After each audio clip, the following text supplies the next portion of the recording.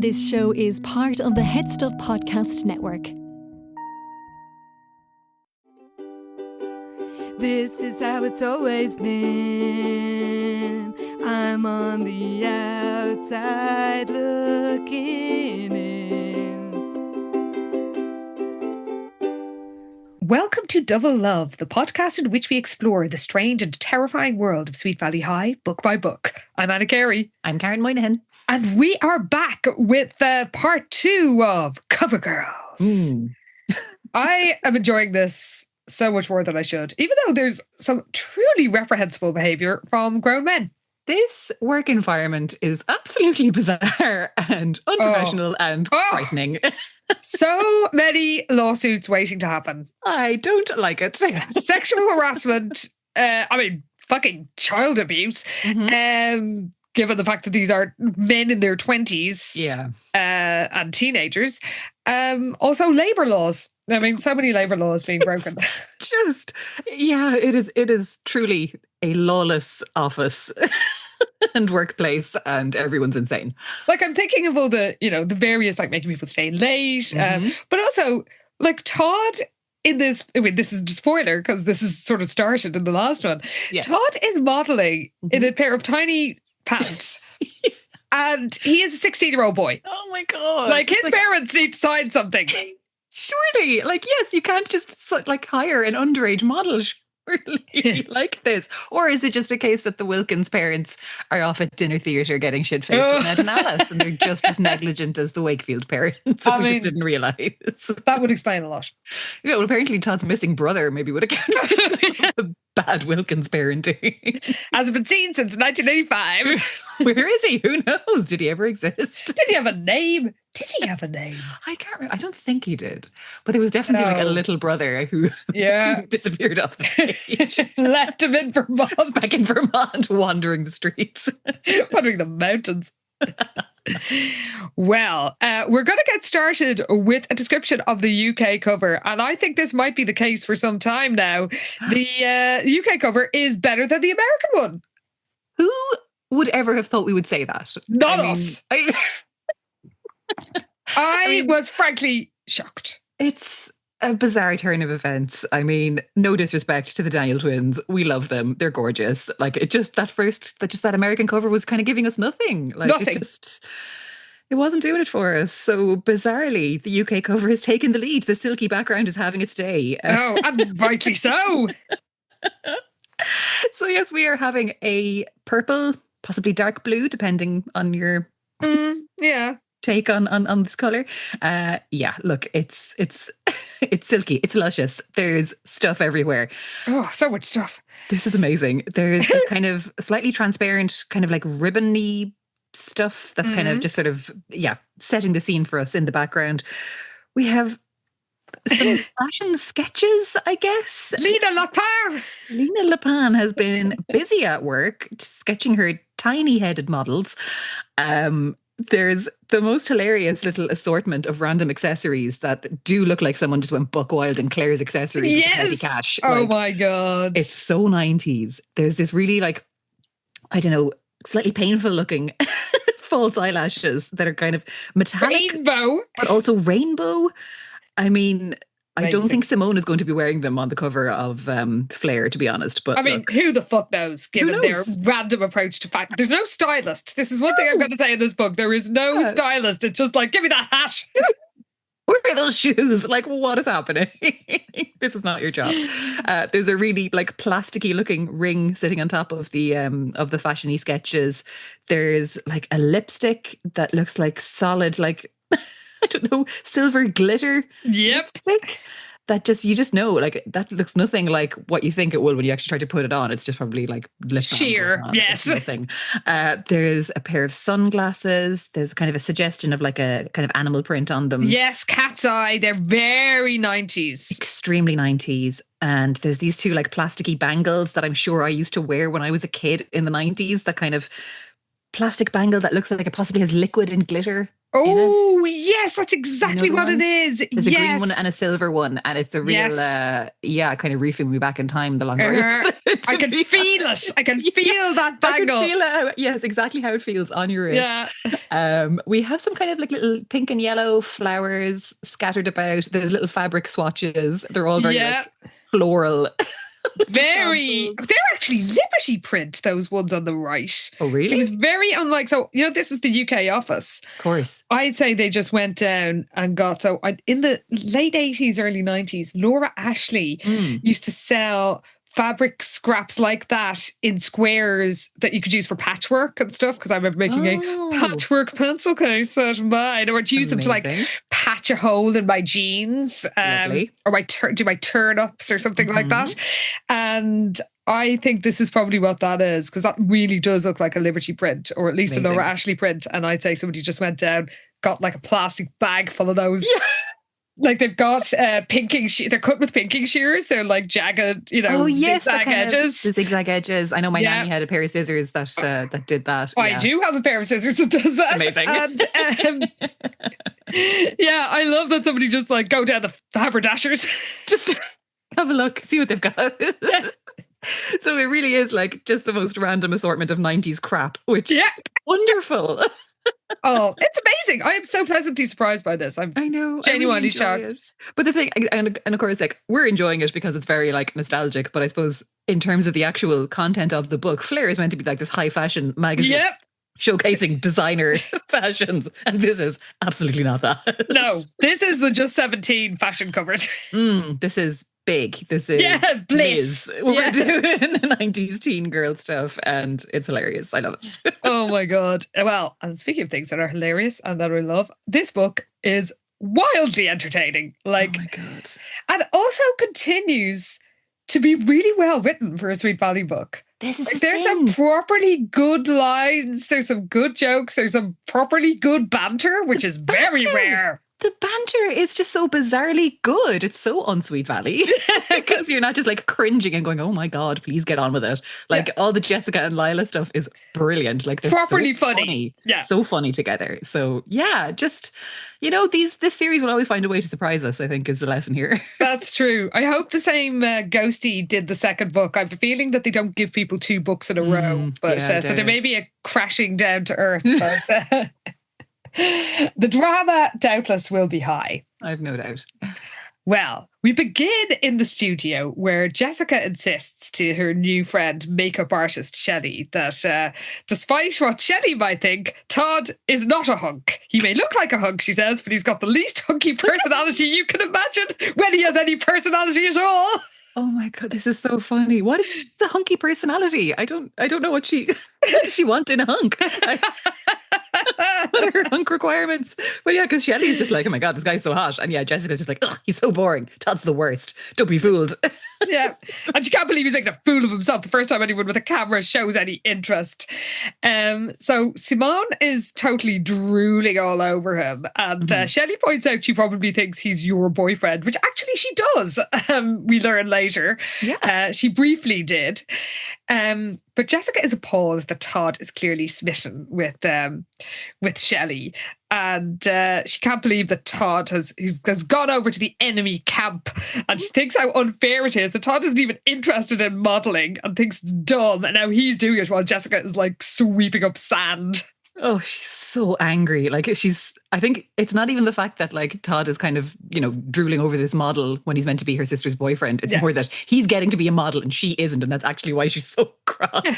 And because she hates Simone so much, like this whole thing is just like, oh my God, I just can't believe this. She thinks Todd was stealing her modelling career.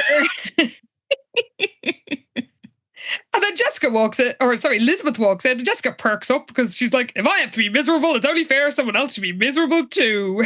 Amazing. Like misery loves company, and so does Jessica Wakefield. It's just gas because she's just like, well, I hate every second of this, but now someone else will too. Hooray. Yeah, and at least Elizabeth blowing up at Todd and Simone will add some excitement to a long, tedious day. Yeah. This is your sister being upset, and this is what she thinks. But it'll be good entertainment, so that's all she cares about. And she whispers, and if we're really lucky, Liz will do... And she balls her hands into fists. Liz will do us all a favour and punch Simone right in her perfect little nose job. Oh my God. Amazing. She's so subtle. She is constantly muttering to herself and mumbling under her breath every time she's in this studio. She just must, I can't imagine she looks anything other than deranged while she's at work. Oh my God. Never looks anything other than deranged. And no one seems to really notice, which I guess is for the best. Maybe. There's a lot going on in this photography department because Liz thinks she's hallucinating when she sees Todd in the tight embrace of a tall and gorgeous and impossibly slim young woman in a skimpy bikini. And of course, she recognises the fashion witch, as Jessica calls Simone. So she basically marches up to her and says, bear in mind, this is a photo shoot that is taking place. And this 16-year-old just marches up and says, get your hand off my boyfriend. Oh my God. It's so embarrassing. But like Todd is embarrassed and blushing and he's like, oh Liz, well, we're just passing the time waiting for you. Because of course this isn't the actual shoot. This is the kind of the lighting check. And at the minute Todd is like the stand-in for the professional model. But Simone they're still working. I mean, this is the thing. It is still a workplace and this is someone doing their job. But Simone is kind of putting two and two together now and realizes that this is actually Liz's boyfriend, but still makes a whole production of like fawning all over Todd in front of her really pointedly. Yes. Thrust the hip forward as is her wont. It's been a lot of fun, Todd. Hope we'll get to do it again soon. So Todd's like, okay, we better go now. But then Quentin tells him not to run away so quickly because he was serious when he thought Todd should be a model, and he's going to print out the shots they did to date. If they were doing test things today, they do Polaroids and stuff to test the light. Back then, pre-digital age. Oh, that would make sense, yeah. But I mean, maybe they did full on developing test shots as well. I'll give them the benefit of the doubt there. Anyone who worked in a magazine in 1997 let us know. Was that in my experience it was Polaroids, but that feels like that would make sense. You're kind of getting your immediate the lighting there. But he says he's going to give Todd a call, and Jessica is purple with rage. She's so angry. She's just like absolutely furious at this turn of events. Liz is just like kind of fumbling. She's kind of just thrown by this whole thing, doesn't know what the hell is going on. She when she leaves with Liz, like Todd is kind of buzzing. He's just not reading the room at all. And it's just like, can you believe it? This guy Quentin really thinks, I've got what it takes to be a model. I can't believe I'm saying this. I never thought models had any talent, but it's a lot harder than it looks. And he says, I'm a natural. And Liz is just like, oh, I wouldn't get my hopes up. She also says modelling is very competitive. True. Most people who are successful at it started out as kids. The opposite of that is true. Most child models do not become adult models. Models get discovered when they're teenagers. Yeah. But anyway, Liz is just pissing all over Todd's parade, and I can't really blame her. Todd is like, well, I don't care. It's a bit of fun. And, he's not taking it seriously. He's just like, I was doing a really boring internship and this is way more fun. So, I'm chill about this whole thing. It's fine. If something else develops out of it, great. If not, that's fine too. Yeah. But Liz is really worried because she's seen the way that Simone was looking at him and the way that Simone or Todd was looking at Simone. And she's all worried, and she's never seen Todd look so happy and so alive. And she had never felt so rotten. Oh no. So then we have one of my favourite scenes in the book where we cut to the beach, I guess at Sweet Valley, who the hell knows, where Jessica is making Lila do a photo shoot with her with the camera that she stole off Quentin. This scene stressed me out so much. Because yes, Jessica is frolicking on the beach. She has commissioned Lila to or more like commandeered Lila into this whole role to be her photographer, because Lila knows her way around expensive photography equipment. So she's got Lila taking the photos with Quentin's stolen camera. And when she reveals to Lila that it's actually a stolen camera, Lila's horrified. She's just like, are you out of what's left of your puny little mind? Like Lila is so enraged by this. It's so funny. She's just like, this is a felony, and now I'm an accessory. Like she's so mad at Jessica, and it's great because no one's ever properly mad at Jessica. Like, or they're not as mad at her as they always should be. I feel. When Lila says I'm an accessory, Jessica's like, speaking of accessories, let me have your rhinestone sunglasses. Yeah, she's like, how do I look? Like a felon with good taste. I love this. And then she's like, maybe I should take your mugshot as long as I'm at it. Save the FBI some work. So good. Like, it's so funny, them just sniping at each other. Properly funny. Because Lila is properly annoyed with Jessica that she's now using this stolen camera. And she's like, if anything happens to this, like, this is not my responsibility. This is all on you. Yeah. I'm not having any part of this. And Jessica's like, oh, what could possibly go wrong? This is the most brilliant idea I've ever had. So Jessica, as usual, is just like, consequences, they don't apply to me. And Lila is just very steadily saying, look, I'm not taking any responsibility for this. This is your whole thing. I'm just taking the pictures, and that's the end of my part in this. I also love that she says, when Jessica says it was the best, stealing the camera was the most brilliant idea she's ever had, Lila says, a few days ago, the most brilliant idea you ever had was putting together that first scrapbook of photos of yourself. Obviously, one monument to your monumental vanity wasn't enough. And Jessica's like, now it's 3 days later and I'm 3 days more brilliant. That's very good. It's so funny. And Lila's like, give me back my sunglasses. Your brilliance is blinding me. Brilliant. So good. Like, they're so funny. This back and forth is so enjoyable from them. Like, it's just great. It's very entertaining. So Jessica insists on going into the water.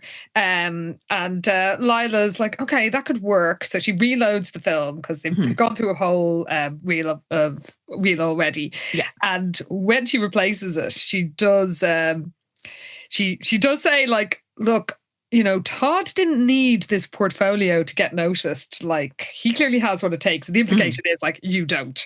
Yeah.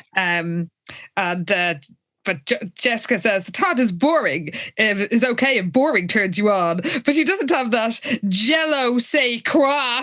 And Lila's like, I think you mean je ne sais quoi. It means roughly that certain something. And Jessica says, sorry, Ms. French scholar, but Todd is a certain nothing. So mean about Todd. Like, she's just so annoyed that this is how this whole thing has worked out when she was the one who was supposed to be discovered. But Lila is just rolling her eyes at all of this. And she's like, well, if anyone should be a fashion model, it's me. I've more experience than anyone, you know, trying on expensive clothes. And then Jessica remembers the time when, oh my God, when a modeling agency representative had told Lila she wasn't photogenic enough to be a model. And my notes here just say, that's not what they said. And you fucking know it. Flat face. Oh my God, this was so funny. I was just so glad to get a throwback to poor Lila being told she has a flat face. But also, I can't believe that they even said this. They said being turned down as a cover girl for Ingenue magazine was a sore spot with Lila. So Ingenue still exists. Justice for Ingenue. Why didn't we get it in this book? Yeah, like, they don't need to be in LA in Flair. Like, they could have absolutely done this in Ingenue, and it would have just been so great to, like, see behind the scenes in Ingenue, which is like our established canonical teen magazine for Sweet Valley. But anyway, look, this is where we are. But yeah, it's just like, God, Ingenue endures, but unfortunately they weren't doing internships, I guess. They probably had more sense and a better fucking work environment. So they were like, no, we're not taking on these insane 16-year-olds. Thanks very much. Well, Lila says, as long as we're getting soaked, you might as well do some more posing. Why don't you splash around a little? So Jessica starts splashing around, and she decides she wants to get wet like the bathing suit models in sports magazines, and allows a wave to lift her up. So they're deep enough. Like, I think they're sort of up to their thighs at this stage. Yeah, because Lila says she's glad she's wearing shorts. So they're definitely getting in deeper, like above the knees anyway, for sure. And then Jessica's like, oh, look, there's a big wave coming this way. I'm going to body surf it. Make sure you get a good angle. And Lila's like, what the fuck? A big wave? And like screams, Jessica, and tries to run for the shore because, you know, they can't get the fucking camera wet. But of course, this wave crashes over Lila and she's just like tumbled over into the sand. She's absolutely saturated, and so is the camera. Oh, it sure is. Jessica's like, oh, it's full of water. Do you think it will dry? Oh, and Lila sees, it's rude. You should have stolen a waterproof camera. And then Jessica's like, no, Lila, lend me money to buy Quentin a new one. And Lila's like, well, your brain is waterlogged. I will not lend you money. You owe me for this silk top that just got ruined. Because of course. Of course. Yeah, and Lila's just like, no, I'm not having anything to do with this. I thought you were taking complete responsibility for your actions this time. And Jessica's just like, oh no. She drops to her knees, clutching the camera and says she's toast.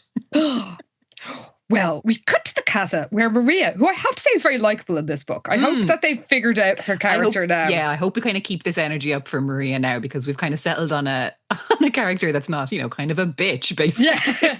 And it's funny. And she's funny. Yeah, no, I do like Maria in this book. So yeah, hopefully let's keep that up. Yeah.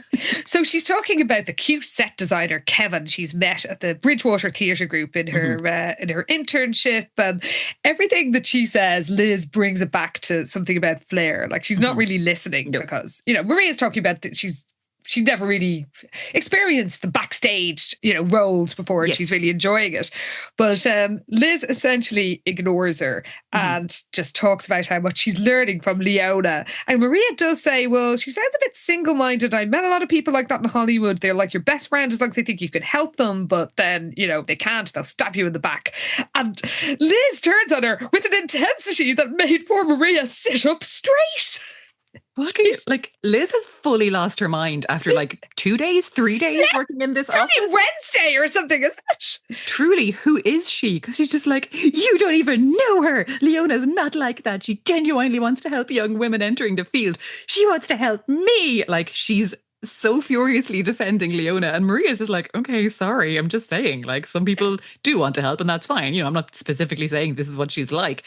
So she's kind of starts talking again about this guy Kevin, and how cute he is. And again, Liz just is not interested in anything Maria has to say. All she wants to talk about is her own situation, or what Todd is up to. And she's being such a bad friend. Oh my God, she's awful. Oh, by the way, Maria, when she apologizes to her, says she didn't mean to diss Leona. And that feels like very much the first time we've seen diss in... Oh. Definitely in a Sweet Valley book, but even for a 90s mainstream teen book, I was like, that feels very modern. It does, doesn't it? Finally Maria's like, oh my God, have you heard even a single word I've said? We've talked about nothing but flair for the last 2 days, and every time I try to say a single word about what I'm doing, you change it back. And Liz gets a single line about Kevin, and then Liz brings it back to Todd and his modelling, and how, she's really worried about him. And finally, Maria gets to talk about going for lunch with Kevin at an artsy little or where they're going on lunch tomorrow in an artsy little bistro a block down from the theatre. And she soon realises that Liz isn't taking in a word she's saying. Oh, not a goddamn thing. Because Maria's like, oh, it's only lunch, but you've got to start somewhere. Again, she's just talking about Todd. She's not listening to a word that she's saying. And when, she kind of goes into a bit of detail about this date she's got, she can see Liz is not paying attention. So she's like, after a lunch of snake gizzards and poison toadstools, I thought we'd hijack the space shuttle and fly to Jupiter for dessert. And Liz is just like, yeah, that's nice. The scary thing is that deep down, I'm afraid Todd is attracted to Simone. Is like, oh my God, Liz, you're the worst.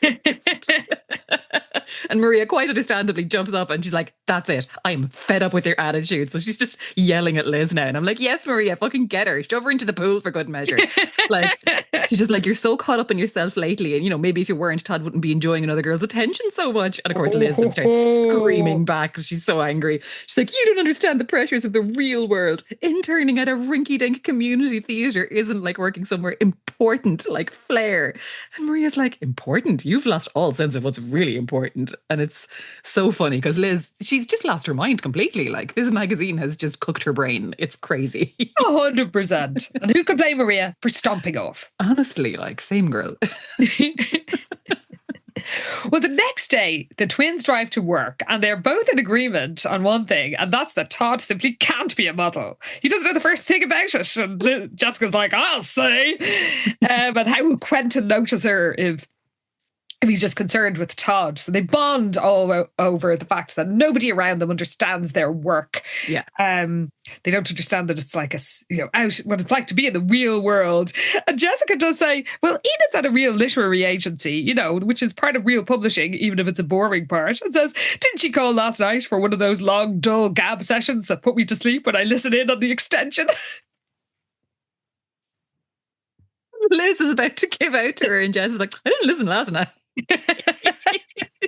That's properly funny. It's very good. But Liz is just like, oh, well, whatever. Last night, apparently Enid called her to tell her about some dumb manuscript, but she knows about deadline pressure. I could tell she was ticked off when I said I couldn't talk. She's like, maybe I was rude to her, but I had Flair's fashion flops section to proofread. I didn't have time for trivial conversations. She's such a massive bitch. And also, she is so sanctimonious about this, but it's clear all the way through that she has no interest in fashion magazines or knowledge of fashion magazines or fashion or any of it. So I don't know where she's getting this fucking attitude from.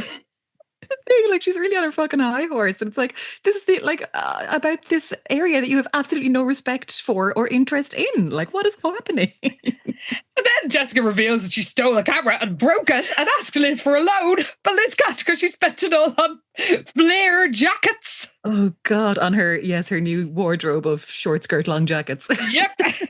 A stylishly long blazer, and Jessica once more says, rats. It's so good. Yeah, so like Liz, like, can't you just borrow the money from Lila? And Jessica's like, oh, Lila doesn't understand the seriousness of the situation. And she claims the camera was my responsibility. Some loyal friend. And it's like, yeah, dude, that was your responsibility. And Liz is just like, yeah, I know what you mean. I'm learning a lot about friendship and loyalty. And Jessica's like, yeah, me too. And it's a perfect encapsulation of that thing that goes around now of like two dumb bitches just saying exactly to each other. That's basically what's happening on this spin into work. 100%. So yes, they agree their friends have no loyalty. Ridiculously. So Jessica arrives at the studio to find Quentin, unsurprisingly, haranguing the staff about the missing camera. And she decides she's just going to hide from him all day so he can't ask her. Basically, yeah, just try and dodge him completely. Because the crazy thing is that she didn't think he'd notice that one of his cameras was missing. And it's like, dude, of course he's going to notice. They're not cheap. And it's also, his livelihood. Yeah. But it's crazy. Simone is the only person who's not getting harangued and shaken down for answers about where this camera has gone to. Yeah. So she's just kind of going, has anyone seen the proofs of me in the Lena Lepan latest? Yeah. So she's just uninterested by this whole thing because, she's not the center of attention while Quentin is furiously questioning everybody in the room. So Jessica decides that she will get them because it's an excuse to hide from Quentin and his questioning. By the way, Simone is meant to be a supermodel, and yet she just hangs around a photo studio in a magazine, a single magazine, not like an independent. This isn't like, I don't know, Peter Lindbergh or somebody's like 90s, supermodel photographer's private studio. Sure. Yeah. It's just a random studio and she's just hanging around there all day in a swimsuit. It's like, okay, Linda Evangelista, someone gets out of bed for a lot less than... That's so true. It's like, surely she's if she's this big, sensational model, why is she not booked and busy elsewhere? Yeah. All she does is arse around and flare and be a nightmare to Jessica. Even shooting. Yeah. But Jessica decides she's going to go down anyway and get the photos, and maybe she'll get to talk to sex pest Cameron. Oh God, yeah, because she's like, oh, I wouldn't mind seeing him again, but only because he's fun to talk to as a friend. Because she keeps kind of convincing herself that she's not interested in him because he's simply a lowly mailroom clerk. So when she's heading off down, it's so funny because she's like the thing about Jessica, she's got a weird kind of. I don't know. The thing about lying with her is so funny that she will lie about anything, and yet she'll like go down in the elevator and like press all the buttons so she can truthfully say that it stopped at every floor. This kind of weird shit where she'll be like, now that won't be a lie. And it's like, at the same time, you spiked your sister's drink and then her boyfriend died. And yet she'll go out of her way to not be lying about these tiny little things. I don't know, her threshold and kind of, I don't know, I don't understand her internal logic for what's okay to lie about and what isn't. Internal logic. I mean, well, that was my first mistake, really, wasn't it? There absolutely isn't any. But it's such a weird little quirk of hers that you do little weird things like that it's like, well, that's true if I say that. Yeah. It's like, yeah, but you're also an absolute psychopath. Like, I don't understand you. I mean, it's probably for the best we don't understand her. True. So on the way out, she grabs a photo catalog or a photography catalog so she can at least price the expensive camera. Yeah. And when she reaches in the mailroom, there's no sign of Cameron. So she's like, well, he's probably delivering a package somewhere. So she decides she'll find the proofs herself. And she finds it and then spots it. She's looking for more excuses to stay away. So she spots a phone and decides she's going to call Lila and beg her to lend her the money to replace the camera. Then we got to fucking Cameron's point of view. We get like an entire page about how he's figuring out the new parcel tracking software on the computer. Could not give a shit about this. Oh, you're getting a parcel rerouted from Delaware. Fascinating. Oh my God, Cameron, shut up. But yeah, basically we get his point of view. So he's in the mailroom this whole time, but out of sight. So Jessica can't see him. So when she rings Lila, he can hear Jessica's side of the conversation and can figure out that basically Jessica stole a camera, wrecked it, and now is begging her friend for money so she can buy a new one to replace it before Quentin finds out and she gets in loads of trouble. Yeah. And by the way, when he spots her, he says a woman stood near the counter, cradling the telephone against her shoulder. Her back was turned to him, but Cameron knew of only one person with such beautiful golden hair. That is a child. Cameron, a Jew, should be on a fucking list. I swear to God. Like, yes, she is a 16-year-old girl. Walk away, Cameron. And like, he knows it. I mean, first of all, I'm sure she looks it. I think we said this the last time. There's no way she looks like an adult. No. But secondly, even if she did, you know she is a teenager. She's a high school intern. She's exactly, yeah. So you have no excuse whatsoever. So, he does hear Jessica also say that the photos that Lila took from the one reel of film that wasn't destroyed in the waves is going to be sent to Flair tomorrow. Yes. She also says that then she'll be immediately discovered and she'll have loads of money to pay Lila back. And unsurprisingly, Lila does not buy this for a second. I know. I'm so proud of Lila that she's just not giving in to Jessica's whining and wheedling here. It's like, no, good enough for her. Like, it's about time she faced a consequence for once in her fucking life. So she looks all sad as she hangs up, and the perv Cameron wants to comfort her, but he just lurks in the shadows and he sees her rip the catalogue in half and chuck it in a bin. Yeah. Meanwhile, as my notes say, this job is so wasted on Liz because she finally decides to take a look at some of the other women's magazines that are on the market. It's like, I'm fucking sorry. Like, you care so little about this industry that you are totally ignorant of all the competition. This is madness. So funny. This is unimaginable to me as somebody who was very into magazines in this period. It was like that you wouldn't, even if you didn't buy all of them, that you wouldn't know exactly what the vibe was like and know which were the good ones and which were less good or whatever. Exactly. Yeah, that you wouldn't have some kind of grasp on what the competition are doing and what, as you say, the vibe of the other magazines are. Because basically this is just Liz standing in a drugstore, flicking through magazines, trying to figure out what they do and how she could make Flair better because she wants to come up with some amazing ideas to suggest to Leona. Yeah. And it's just so funny because it's just like, oh, they do this. Ooh, this place has an interactive webpage. Oh, I love that. Fashion forward. Readers could call it up on their computers, see footage from the most recent fashion shows and vote on the clothes they liked best. Like, it's so sweet, that kind of like 90s optimism of the internet. It's just my God. What a time it was.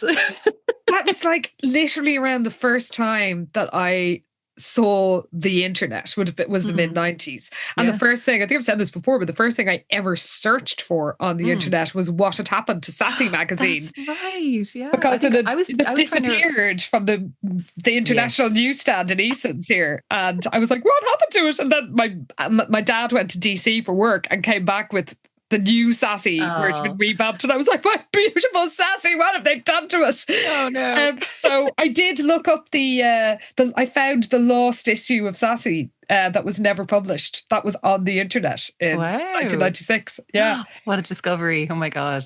Yeah. So there were magazines on the internet then. Can you remember what you first saw on it? Because I remember you saying this before, and I remember trying to think, like, what was the first thing I Googled? And I feel like it as in Ask Jeeves or Alta Vista. Yeah, of course. At the time. I think it was literally just Spice Girls. I feel like that's the first thing I typed into a search engine was Spice Girls. Did you have a computer at home? We did. Yeah. My dad was very into his kind of tech.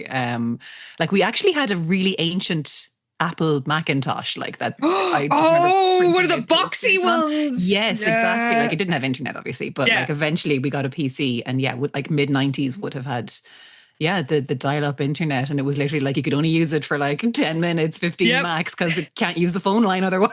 Oh my God. I think we got internet at home in like just around the time I moved out. So it would have been like 1998. Yeah, that something. Feels about right, yeah. So before that, it was just like in college, and I had to get my friend's password to look at the actual websites because they didn't give art students had email addresses, but you couldn't look at Netscape. Couldn't be trusted. Trinity did not trust its students to look up stuff. So yeah, I was there like with my friend Jennifer, who's doing computer science, and she like gave me her password to look at things. So I love the idea that Liz is, I guess we do know she has a laptop computer at this stage. That's true. So she's surfing the net at home and at work. Oh, I love it. And actually Liz had her finger on the pulse in one way, because the thing she notices about other magazines like Dazzle, Fashion Forward and Bella, which just makes me think of the very low rent British magazine Bella, that every story is like, my hubby was married to my daughter. It's always the most harrowing fucking story you've ever heard in your life, and it's displayed as like, take a break. Chat. These magazines with these absolutely harrowing, horrible, like just the worst headlines you've ever seen, but it's all exclamation marks and bright colours, and it's like, the vibe is absolutely cursed, lads. Like, I think my favourite one of those headlines I ever saw, because I did my time working just in shops, like, so you'd always see them. The one that just sticks in my head the most is, I caught fire while giving birth. That is the ultimate take a break headline. Isn't it? Like, how do you top that? You just can't. And it would always be like the most hideous bruiser you've ever seen. It was like, I fell in love with his cheeky smile and twinkling blue eyes. I was like, okay. There were 10 bodies in his shed. Like, just horrific stories. It's such a weird genre of magazine. But yeah, over here, that's what Bella means to us. Yeah. Well, the one thing that Liz loves about Bella is it's the hottest selling magazine in the business, but it has a page called Woman on the Street. Yeah, so each month a reporter chooses a question to ask a variety of ordinary women from all walks of life. So this month Elizabeth saw the question was about hemlines and how high they should be. And she's kind of like, oh, now that's not a bad idea. She just like says it out loud. So the sales clerk is just looking at her like, oh my God, will this bitch ever get out of here? And again, she's so snobby and snotty about this whole industry. Oh my God, like, yes. In Elizabeth's opinion, the length of a skirt wasn't a scintillating topic of discussion. It's like, ugh, shut up, Liz. But she does like that Bella have this concept of asking the opinions of real people. And she kind of figures that the things that these other magazines are doing is getting the opinions and thoughts of regular readers basically involved somehow, or giving them some kind of a forum to let their own voices be heard. And it does remind her of something that happened at the Oracle office with Mr. Collins. Oh, where is he? God, but not forgotten. So yeah, he told them about community journalism, a new trend in newspapers. Got readers involved with their local newspaper and pushed it to a higher level of involvement with the community. And Liz had, worried about journalistic impartiality, but she does like the idea of having more readers' viewpoints. Oh, little did you know what was coming, Liz. And we're getting everybody's fucking viewpoints, whether we want it or not. Too many opinions. But she realizes that these fashion magazines do this. They give the readers a forum, and an idea takes shape in her mind. So we cut to Todd. He's in Varitronics. He insults all file clerks because he thinks that how could any adult with half a brain put up with such a boring job, because even as a junior in high school, he was overqualified for alphabetizing files. Now, when I was doing my master's intern in a national newspaper, I sometimes had to file things. Sorry, Todd, it's a job. It is that Sweet Valley brain rot, though, of I'm an intern. I can't believe you're making me do intern work. Yeah, pretty much. Do it and shut up. He understands how people go on killing sprees. Christ. There is a funny moment, though, where any idiot could do, a trained chimpanzee could do this job. Even Jessica and Lila could do this job. But yeah, he has just had enough. He is like on the verge of doing a full Office Space, like I said in the last episode. It's just worse. His whole vibe in this office. He's just being driven absolutely cracked by how boring it is. You just think Todd was such a quiet boy. He could imagine his friends and neighbours telling reporters. He always seemed so normal. So he knows he has to get out of Barytronic soon. And then he gets a phone call from Quentin Berg, who has a professional modelling job for him. So ridiculous. Oh my God. So Quentin offers him a modelling job if he's interested. Todd's like, yes, sir, I'm absolutely interested.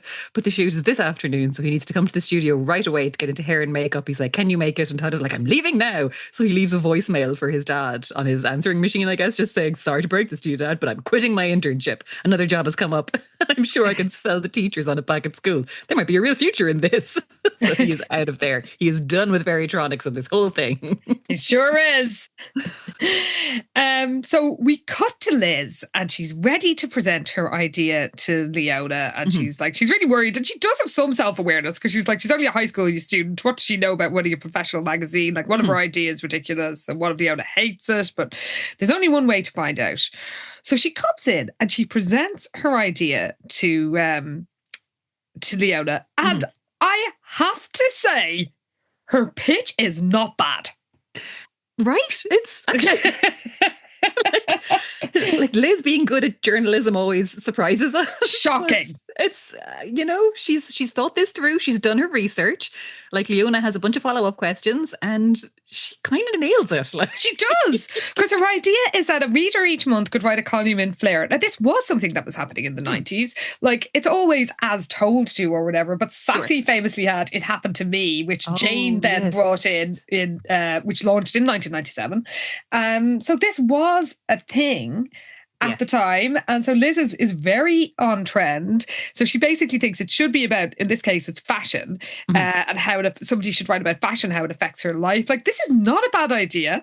Her idea for the title, like I said, it's a working title, but of course you could change it, is Freestyle, which isn't terrible. It's pretty good for like a working title. It's like, damn, you hate to see Liz doing well, but this is good stuff. She's like, all her arguments are sound. She said it will make readers, feel more involved. She knows that, like, she read an article in Publishing Age that readers are more likely to continue buying a magazine if they feel they were part of it. Will hold on to advertisers. She's even got the fucking costing of it. Yeah. She said that they'd obviously it would need more editing, but she thinks they could work in. They wouldn't need to do a new design for it. It would fit into whatever the standard look of the book is.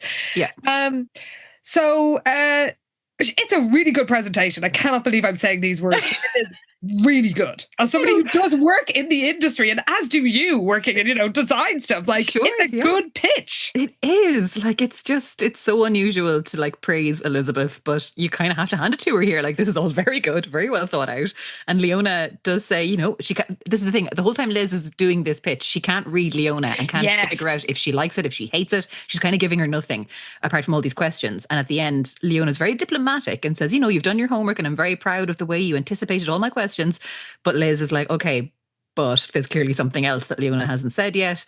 And Leona says she doesn't want to discourage her creativity and it's really not up to her. So she's going to run the idea by the editor-in-chief, but her instincts tell her that it isn't going to fly because the editor feels very strongly about maintaining the high quality of writing in Flair. And Liz takes it really hard, which is very understandable because she has really worked on this and it is a good idea. I know. Yeah, she's not wrong. So Leona's yeah, look, I don't think it's going to fly. I will run it up to the editor and we will see what they say. But she's very kind of non-committal about the whole thing. So Liz is really disappointed. So I guess we learned that there is an editor-in-chief. I was wondering why they were saying that Leona was the managing editor. But the editor-in-chief doesn't have a name or anything. We don't know anything about them. So Leona does say, give me your notes. She does. Yes, she does. What could she be up to? So poor Liz is all sad. Her first idea is a failure and she really doubts herself. And then she looks at the note Todd left that's up on her wall and she's glad that they have a date tonight because she knows that she's been neglecting him. And she's, she knows she's been a bit hard on him, but she convinces herself that, she'll apologize. He'll give her one of his super deluxe kisses and then everything will be fine. Well, we cut to the studio. We learned that Jessica has managed to avoid Quentin's questions all day by just anticipating his every wish. So he doesn't have to look at her. He doesn't have to ask her for anything. She's got everything, sorted in advance. Basically, she's kind of staying out of his eye line and just kind of making sure he's not going to be actually looking for her at any point. Yeah. So she's managing to get away with it so far, but then she decides she's going to tackle the sand dunes because this big sandbox from yesterday is still set up because they'll be using it again now today for the actual shoot. And she's kind of trying to console herself with all this donkey work, thinking about how it'll make such a good anecdote for her, like how I got my start when she's doing her interviews as a supermodel on the late night talk show. But even that isn't cheering her up, apparently. I know, I love this. So Simone makes a jibe about her broom and she's going to fly out of it. On it, and Jessica says, "Oh, you made a joke, Simone. That's very good. I guess you finally found two brain cells to rub together." And Jessica was sure that just for an instant she saw a hint of fury in Simone's cold eyes. Score one for the Wakefield twin, Jessica thought with glee. Jessica, why are you antagonizing her like this? This makes no sense. I know. This is the thing. Because Simone is a nightmare. And she is very mean to Jess, but Jessica is absolutely giving as good as she's getting and just making the whole work environment absolutely hostile. 100%. It's not a nice place to be at all. Well, Simone saunters away hips first, but Jessica realizes she's made a proper enemy here, and then she thinks, but it doesn't matter because Quentin's probably going to murder me within the next half hour or fire me, so I won't have to put up with Simone anymore. Yeah. Either way, she's not going to be here for much longer, probably. But yeah, she starts daydreaming because she thinks she won't have to worry about the wrath of the supermodel, and then has a whole daydream about that being a horror movie with Simone as the monster chasing her. It's pretty good. But then Quentin approaches and Jessica's like, oh fuck, here we go. And she's preparing for the worst, but then she realizes his voice sounds almost nice. And she realizes that the camera she borrowed is hanging around his neck and it looks perfect. And then he says he wants to thank her for what she did to his camera. Mm-hmm. Jessica notices he's even cuter when he smiled because she's never seen him smile before. Mm-hmm. And then he says, I somehow missed you when I asked everyone about the camera this morning. If I talked to you, I could have saved myself a lot of frustration. And Jessica starts wondering if she dreamed the beach accident. Amazing. Yeah, she's obviously just like, what the fuck is happening? Apparently she now has a terrible urge to hum the theme song from the Twilight Zone. But Quentin's like, oh, it's all fine. I found the camera on the desk where you left it. And I got your note about how you saw that it needed a thorough cleaning and overhaul. So he holds up the camera. He's absolutely delighted. He's like, you did a terrific job on this. If I didn't know better, I'd swear it was a brand new camera.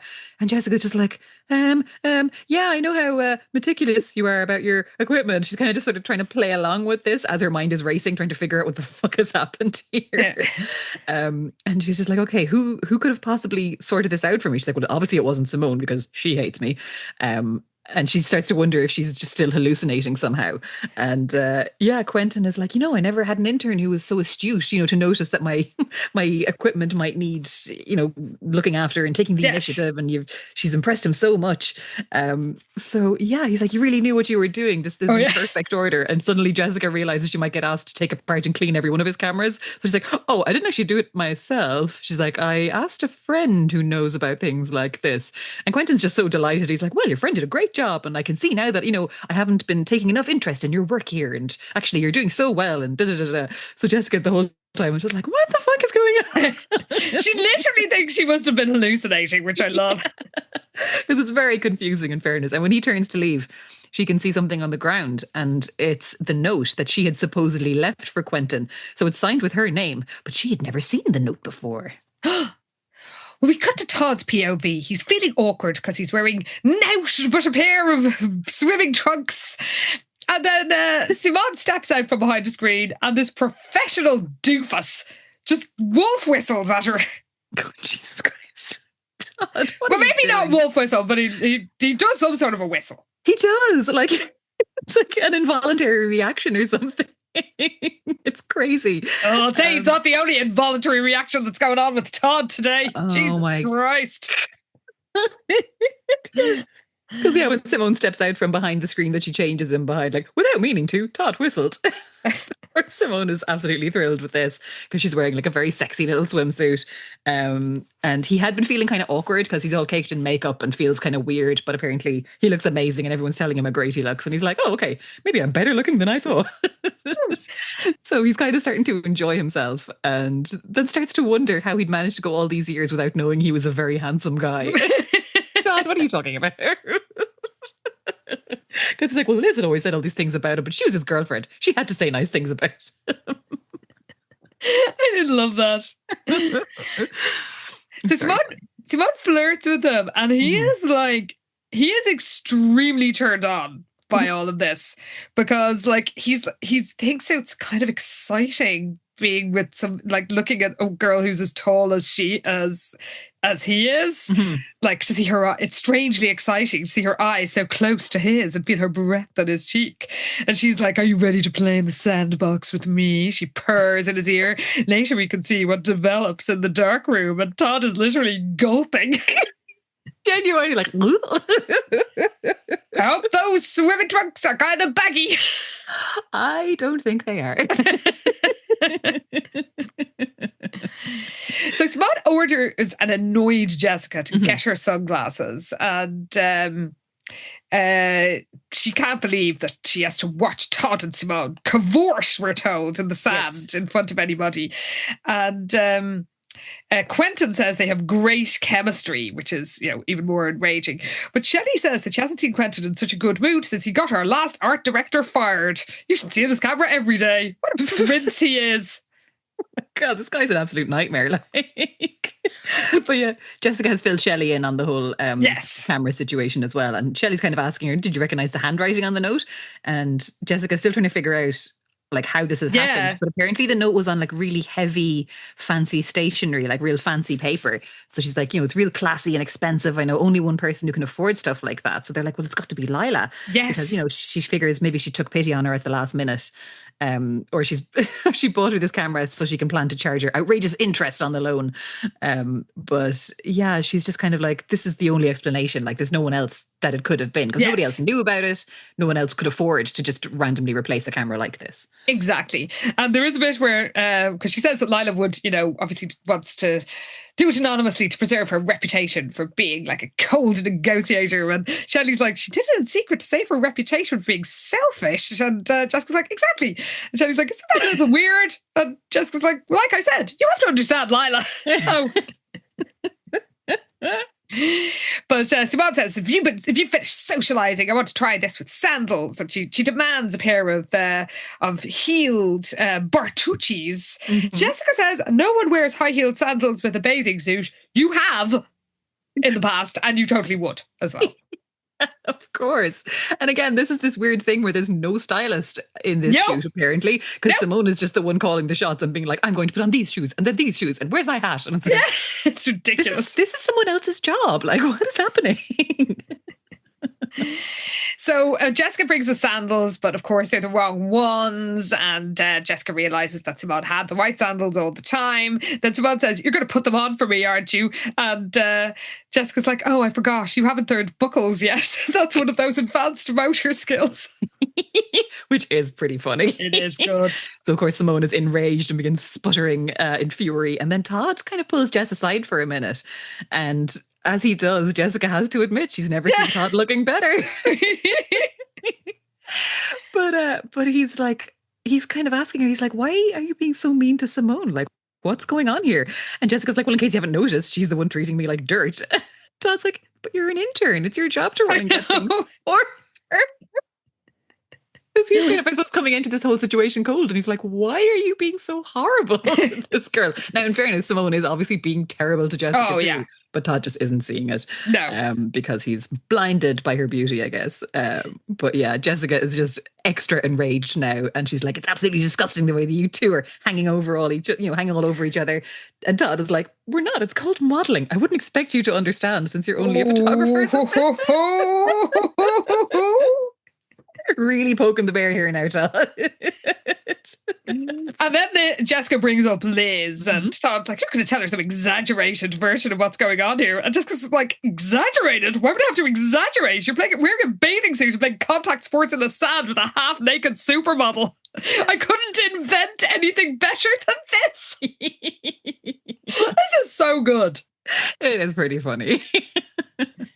So, yeah, Todd is troubled because they have to get back to work. But Todd's like, oh shit, like, what is, I always thought that I can't stop looking at Simone. I always thought I was attracted to wholesome, all-American types like Elizabeth. But one look at Simone made his temperature shoot up. Yeah. Not the only thing that's shooting up, I have to say.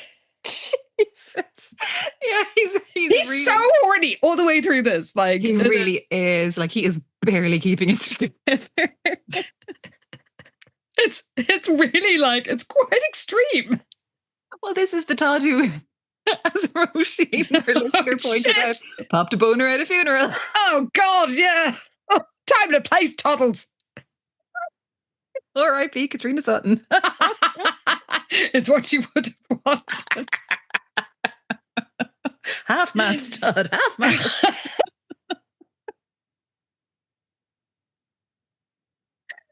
Oh, God.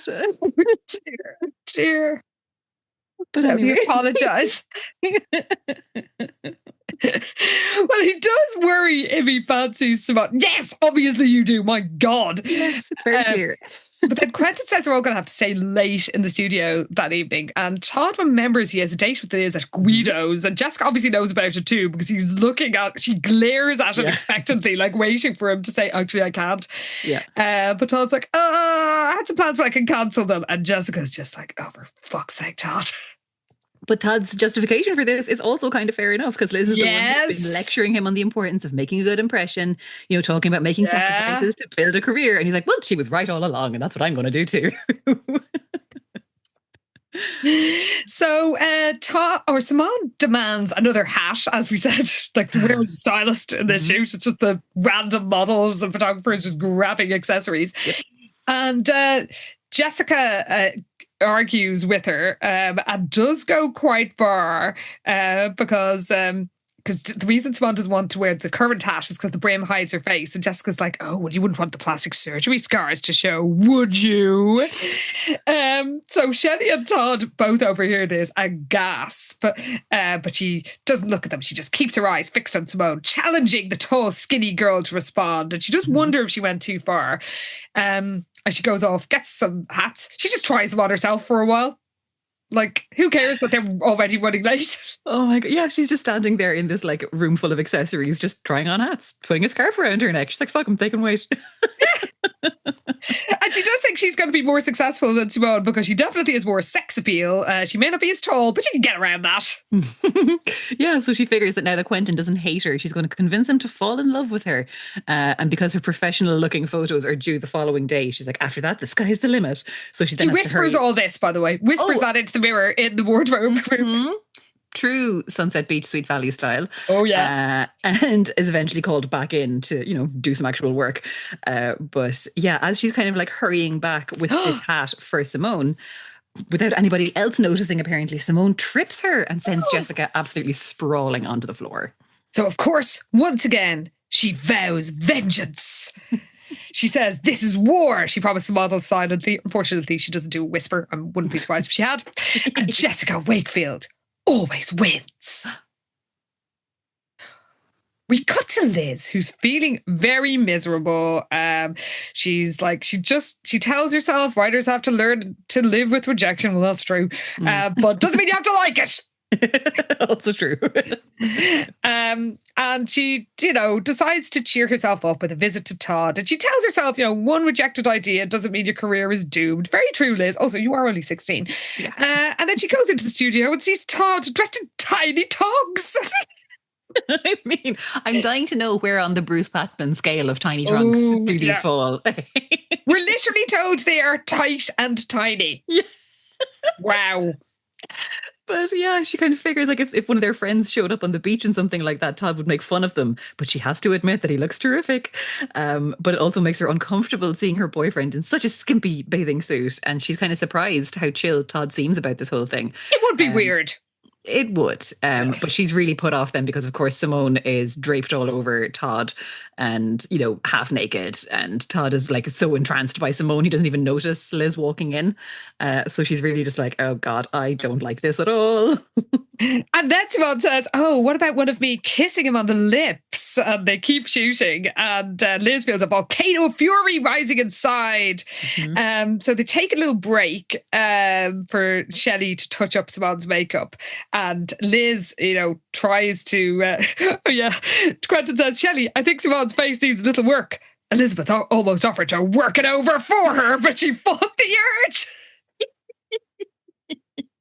Just balled up fists. I'm just imagining are what's going on there as well. 100%. Yeah. She comes in to, you know, go over to talk to Todd, and she goes in to give him a kiss as they would usually greet each other, but he just sort of ignores it, and it's like, oh, I'm having the time of my life. Yeah, he's like, you know, Quentin says I'm a natural. Like, he is having a brilliant time. And Liz had really been hoping he was going to hate working as a model. So she's really disappointed, but she's like, oh, that's great. I'm so glad you found something you like more than photocopying. And he's like, I might have found myself a whole new career. And Liz is kind of like, okay, but like, you know, these internships end like in 2 weeks' time, and then we're back to school. And apparently Todd is now thinking that he could actually have a career in this if Quentin's right. He's thinking about, you know, finding an agency and starting modelling. I'm sure I can fit school around the edges somewhere. Simone said she could give me some tips on that, and college can wait a few years. As our Liz is understandably completely appalled, and she tries to keep calm, and she's like, okay, well, we can talk about this on our date or tonight. And he's like, oh yeah, bet that. And when Liz is all sad, Todd does remind her, and he's not doing it even in a mean way. Like, it's not a night. It's not a like, oh well, how'd you like it now? He does say, well, you know, you said we have to give like 150% pretty much, and you know, this is what you need. You've got to stay late to make a good impression. I have to show I'm willing to go the extra mile. It's like you were saying about Leona the other night. And Liz is like, well, Leona didn't lure me into her office with a half-naked boy. I don't have a gorgeous model kissing me when I work late. But she can't show her upsetness in front of Simone. So she says she wouldn't want to stand in his way, and stomps out of the room. She does. She's so angry. And Jessica kind of chases after her. And she's like, I promise you I'm going to find a way to put that bitch in her place before I'm through here. Because, like, yeah, Jessica's whole deal in this book is just swearing vengeance on Simone constantly and not managing to do anything about it. Yep. So Jessica asks, so are you going to, you know, are you going to work late this evening? She's like, well, actually, no, I'm not, because Leona I'm going to go home and mope in my room because Leona rejected my brilliant idea and Todd wants to destroy his life to become a model, and she doesn't have anything else to do, basically. Yeah. So Jessica's like, well, the best defense is a strong offense, and like, you should find someone else to go out in the big city with him without Todd. And Liz finally remembers she has some friends. For now. She says she's going to go right upstairs to call Enid and Maria. And Jessica's like, that's not what I had in mind. But Liz is like, no, I know, but I've been a total jerk to them and I need to make it up to them. So this is my chance. I'm going to ask them to meet me here in the city. We'll go out somewhere nearby, and then she can swing back around to pick up Jessica when she's done after the shoot. Yeah. So this is kind of the plan now for the evening. Now, inexplicably, Enid and Maria agree to this. Like, this is, so neither of them for some reason have access to a car, which does surprise me. It takes them at least 2 hours and 2 buses to get there. Like, just to go for coffee, like, for fuck's sake. Yeah. But anyway, this is they're nice. They think that Liz offers them some spectacular double cappuccinos. And she does say this outing would have been, Enid does say this outing would have been a lot easier if one of us had access to a car today. And Maria's like, well, yeah, if it were for anyone but Liz. But they feel that Liz is offering them an olive branch, basically, after her selfish behaviour. Exactly. And Liz is going to spin them home as well. So they're only having to get public transport, and there are 2 buses on the way to the city. Yeah. So they will have a spin home. So it's like, okay, this will be grand. It'll be worth it because they want to hang out with Liz, I suppose, now that she seems not to have lost her mind anymore. Yeah. So I like that Maria calls the Jeep the twin mobile as opposed to the death Jeep. The death Jeep. It's very cute. A much nicer name for it than the one we have. Yes. So there's a great bit where they, they're in the Flair building. I guess they don't have to be signed in or anything, just wander in. Sure. And they get into the elevator with all these like Flair women in their traditional garb of short skirts and long jackets. And they all have the same hair as Liz. And Maria thinks it's hilarious. Yeah. And they feel that everybody's disapproving them. And Maria thinks it's just, comedy gold. And as soon as the women all leave, Maria sings, "Send in the clones." Yeah, the pair of like her and Enid just have a big giggling fit basically about how ridiculous they all looked, how stuck up they all were. Like they all acted like they weren't even there in the elevator with them. Like she says, I bet they were holding their breath so they wouldn't breathe air that was contaminated by us, the great unfashionables. And Enid praises Maria's vintage look. Though we learn what she's wearing, which you will describe later, which in terms of like, what you'd be wearing if you're wearing vintage in the 90s did not seem quite right. But anyway, Maria says that Enid looks very professional, and she's like, yeah, well, professional, yes, but stylish, no. I can see why Liz was afraid of looking frumpy. And Maria understands, but they both agree that Liz went slightly overboard. True. And then they find Liz, but they have literally said 2 words to her, but who should turn up but Leona? Yeah, she called Liz into her office. She's like, I know it's time for you to get out of here, but I was hoping you wouldn't mind staying a couple of hours late. I have some ideas for upcoming articles I want to bounce off you. Leona, let that child go home, for God's sake. So like Leona sweeps off into her office, and then Maria and Enid are like, oh, so that's the famous Leona. And Liz is like, yeah, she's so impressive. So, sorry about this evening now, you two. But and Enid's like, what the fuck? What are you talking about? I mean, you're actually going to stay late, and we've just gotten here. They've gotten 2 fucking buses and spent hours getting to the city. And Liz is like, oh, I was looking forward to it too, but you heard Leona, she needs me here. So she's like, too bad. I guess I have to stay late now. And Enid's like, you're an intern. You don't even get paid for this. And we both left work early and sat on 2 gross, smelly buses just to spend the evening with you. Like, what the fuck? And Liz is just like, I can't afford to miss this opportunity. I'll make it up to you soon. And Leona calls her into the office, so Liz just shrugs and heads off. It is appalling. So bad. She just fucks off, and Maria says, well, I guess it's you and me for cappuccino. That's it. And she hopes that Liz is scoring big points as a worker bee, because she sure isn't scoring any as a friend. So, that's sweet, Jesus. No. Jessica is lurking around the studio. She's waiting for Simone and Todd to leave, because they're going to go like a house on fire. And she can hear Todd trying to impress Simone, talking about his fucking BMW with a country club in Sweet Valley. Oh, very glamorous. But then they finally leave, and she knows that Quentin is in the dark room, and she lets herself in to like they've got a little airlock, so you go through one door so you don't let light in. Let light in, yeah. And when she goes in, she sees him at work. His back's to the door. He's listening to cutting-edge rock music. What, is he wearing his dungarees and safari vest while he's doing this? And, by the way, he is literally, he's doing delicate work. He's taking a print out of the tub. He's putting on the little line. And then she just turns the light off while he's mid-work and starts getting off with him. Oh God, I hate it so much. So gross. It's so horrible. So the room is in complete darkness, and like as she's shifting him, basically, he's like, "Oh, I thought you'd left," because he thinks she's Simone, naturally, because that is his girlfriend and not the underage fucking intern. So when they're kissing, he pulls away and he's like, "Wait, you're not Simone." And Jessica just kind of like snogs him again. Leans against him, kisses him again. And she's like, well, he's not the best kisser in the world. but he's not bad, apparently. So she's kind of like, she has a plan to follow and depended on leaving Quentin wanting more. So the next day she's going to show him the pictures that Lila took of her on the beach. So without a word, she just walks away from Quentin and hurries out of the dark room.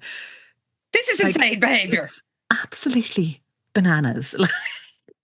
Everything about it is bananas. Her doing it. Him being like, oh, it's my girlfriend. Hang on, it's not my girlfriend. Oh, well. Like, better keep kissing. In the dark. Could be fucking anyone. Oh, God. I really thought when she snuck into the dark room and switched off the light that he was going to yell at her for fucking up his photos and his process. But no, it's time to score the intern. Yep. Well, she decides that she's primed him now for getting the photos tomorrow. But when she rushes out, who should she bump into but Simone, who left her Porsche keys behind. And Simone's like, oh my God, I know you're hanging around trying to impress Quentin. And I guess what you were doing in that dark room. And just she says, oh, I know what happened because if Quentin showed the least bit of interest, you'd have been in there a lot longer. And Jessica's all mysterious and says, oh, you think so, do you? Oh God.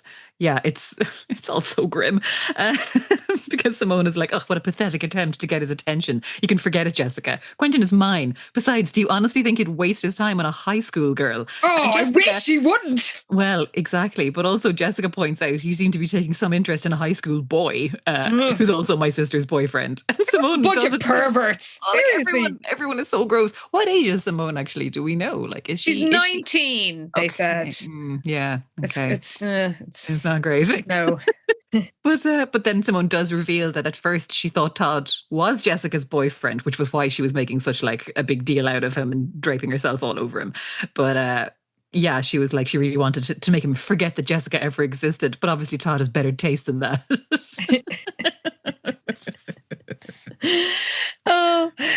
So yeah, there's some good jibes in this little scene, but Jessica feels victorious. She knows Simone would have a fit if she knew what was going on in Quentin's mind right now, and she's sure that by the end of the week, Quentin and Jessica will be an item. He is a 25-year-old man. Oh, I hate it. It's so horrible. Oh, and speaking of horrible, on Thursday morning, because the next day, Jessica goes down to the mailroom to get her photos because she ordered them to be just delivered to Flair. For some reason, she didn't put her fucking name on them. But anyway, so she just ordered them delivered to the office. And she finds Cameron poring over something in the corner. And when he sees her, he jumps, blushes furiously. He says, Jessica, and scrambles to put away whatever he was looking at. Like, he's been like, he drops it like he was having a wank. Which really does. He was about to. Really seems that way, doesn't it? It's so gross. Like, he's so embarrassed. He's hiding them. He's like, no, I was looking at it. For fuck's sake. Oh, this office is just awful. Bunch of fucking perverts. And Jessica's one of them, I have to say. This is the thing. Like, she's also a sexual harasser. Like, it's so bad. But yeah, she just tells him, oh, you know, I'm just looking for a package that came this morning. It's for me and not Quentin. And he's like, yeah, from the lab in Pasadena. She's like, yes, where is it? Where should I look for it? And he's like, I have it right here. And then reveals that, of course, he was being all totally normal, I'm sure, about the photos that Jessica had taken. So I guess I got a little carried away. I'll bet you fucking did. Jesus, hands where we can see them, Cameron. But Jessica doesn't really care. She's just dying to see the pictures. And she's like, so how do they look? Like, how do they turn out? So she is delighted with how they turned out. She's like, oh, thank goodness. Thank goodness for that camera. Kind of stops herself. And he's like, what camera? And she's like, oh, just a fancy camera I borrowed from a friend. But he's really taken by these photos. He's like, you've got talent. You're so beautiful. And you have such charisma that jumps off the page. And he's all like blushing and embarrassed, like telling her how gorgeous she is. And it's just... Even if he was 18 or 18, what am I saying? Even if he was 16, this would be creepy. It's weird, isn't it? Yeah. Like, it's just... And again, he's kind of like... He's all wistful. He's wistful and embarrassed and blushing, but then he kind of stops himself and drops the photo and says, too bad your insides aren't as attractive as your outsides, he said, his voice suddenly bitter. Jessica's like, what the fuck is that supposed to mean? And he's like, I don't know why I thought you'd be any different, but I did. I thought you were special. She's like, what are you talking about? Because he's like, from the first time I met you, I told myself you weren't just another Simone, but you fooled me. You're no better than she is. You're only interested in people with classy titles or flashy cars or tons of money. And Jessica's enraged by this. But the worst part is that Cameron is right. Like, he does have her down to a T, but it is impossible to have the moral high ground when you are a grown man perving on this 16-year-old girl, kissing unconscious girls in a fucking mailroom. Like, I hate him so much. He is an absolute sex pest. Oh, he should be on a register. He should. And this is the thing. This is what's so annoying, because like everything he's saying to Jessica is quite accurate. But he can't have the moral high ground. He simply cannot, because he is a pervert.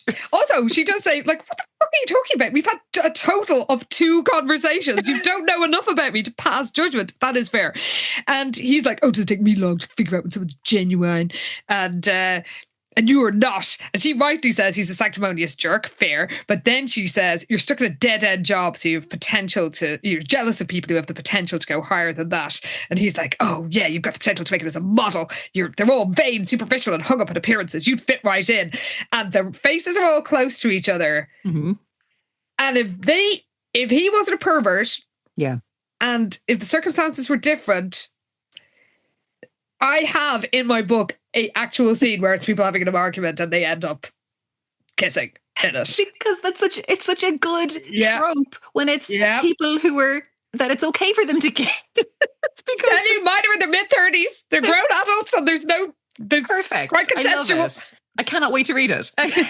But this, that's the thing, because that kind of thing where they're like really mad at each other, yelling at each other, getting really face to face and in each other's faces and so angry, and then they kiss. Like, that's such a fucking satisfying and brilliant thing that happens in fiction and like in TV shows and movies. It's like, yes, love this. This is great. But here it's like, I fucking hate this. She's 16. You're a creep.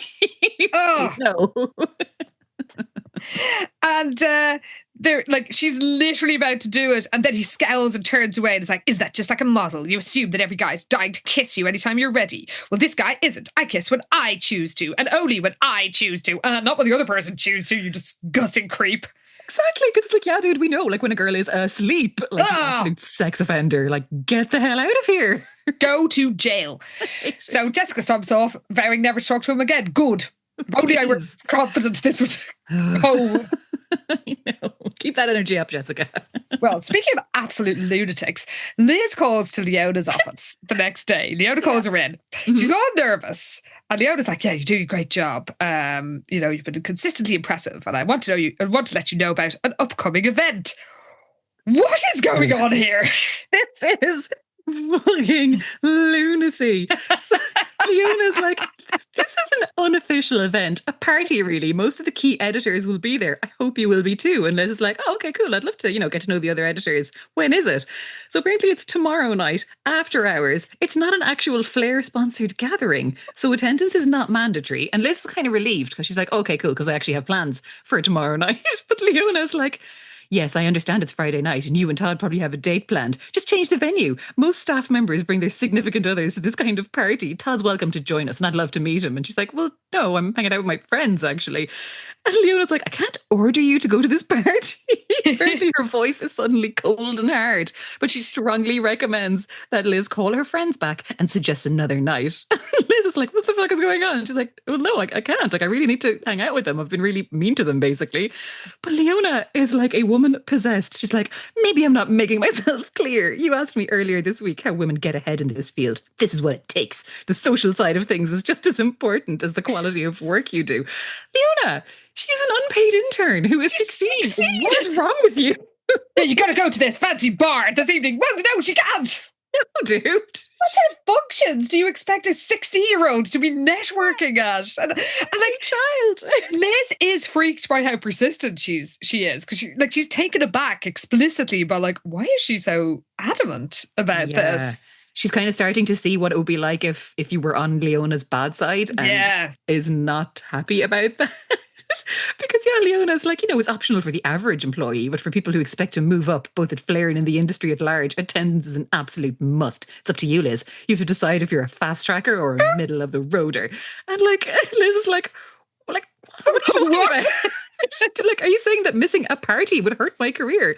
And Leona's like, I don't want to make this sound like a threat, but I strongly suggest that attending this party and similar events is in your best interests. If you're still interested in having a future with Flair, yeah, sit down, you maniac. What are you talking about? This woman is unhinged. Like, what is going on here? If you know what's good for your career, Liz, you cancel your friends and come along. Like, this is 100% a threat, Leona. Why are you threatening a child? This is mad. This is actually mad. Why do you care? bizarre. Why does she give a fuck? Like, yeah, because Liz is really taken aback. She's like, apparently Leona is like a different person. Her friendliness is completely evaporated. And yeah, it's really not a nice thought to think, oh, this is clearly what it's like when you're on Leona's bad side, what it's like when she's angry with you. So Liz is like, okay, I'll see what I can do about changing my plans. Like, fucking hell. Considering you're being such a massive weirdo about this.